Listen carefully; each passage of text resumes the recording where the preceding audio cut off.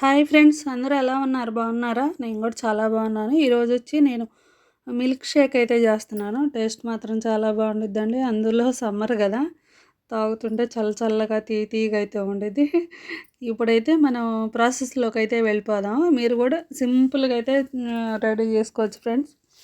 కష్టం కూడా కాదు, సింపుల్గా అయితే అయిపోద్ది. నేనైతే చాక్లెట్ మిల్క్ పౌడర్ అయితే మామూలుగా సూపర్ మార్కెట్లో మనకు బయట ఎక్కడైనా దొరుకుతాయి. ఇవైతే నేనైతే చాక్లెట్ ఫ్లేవర్ అయితే తీసుకొచ్చాను. ఇప్పుడు అయితే ప్యాకెట్ అయితే చూపించాను కదా, అట్లాంటిదే కాకుండా కుల్ఫీ కూడా తీసుకోవచ్చు. ఇప్పుడైతే 1/2 లీటర్ పాలు తీసుకొని బాగా కాచుకొని పక్కకు పెట్టేసుకోవాలి. 1/2 లీటర్ పాలు అయితే పావు లీటర్ పాలు అయ్యేదాకా కాచుకోవాలండి. ఇప్పుడు అయితే పౌడర్ అయితే వేసుకుందాం. ఇది మనం చాక్లెట్ పౌడర్ అయితే 4 స్పూన్లు వేసుకొని, ఒక షుగరు కూడా 1 స్పూన్ అయితే వేసుకోండి. వేసిన తర్వాత ఈ మొత్తం మిక్సీ జార్లోకి తీసుకొని చల్లార్చిన పాలు కూడా వేసుకొని మిక్సీ పట్టేసుకోవాలి. మనం మిక్సీ పట్టేసుకొని ఒక 5 నిమిషాలు అయితే బాగా గ్రైండ్ చేయండి.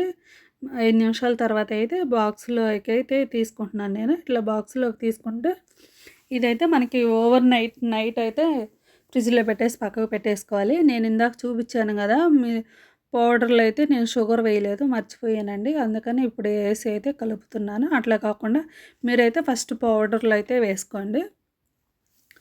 ఇప్పుడైతే పౌడర్లో మొత్తం కలిపేసిన తర్వాత ఈ బాక్స్లో పోసేసుకొని బాటిల్ అయినా పోసుకొని ఫ్రిడ్జ్లో అయితే పెట్టుకోవచ్చు. ఫ్రిడ్జ్లో పెట్టిన తర్వాత ఒక నైట్ అంతా ఉంచేయండి అట్లా.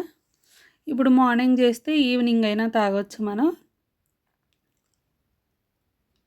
చూసారు కదా, నురగలాగా ఫామ్ అయింది. జీడిపప్పు అయితే ఒక 10 నానబెట్టేసుకోండి. నానబెట్టేసి ఒక 4 అవర్స్ నానబెట్టండి జీడిపప్పు అనేది. ఇప్పుడైతే ఈవినింగ్ అయితే చూపిస్తున్నాను. మళ్ళీ మిక్సీ పట్టేసుకొని జీడిపప్పు అయితే గార్నిష్ అయితే వేసుకుంటున్నాను. టేస్ట్ మాత్రం చాలా బాగుండిద్దండి. అసలు మిస్ చేసుకోకండి. మీరు కూడా ఒకసారి అయితే ట్రై చేయండి.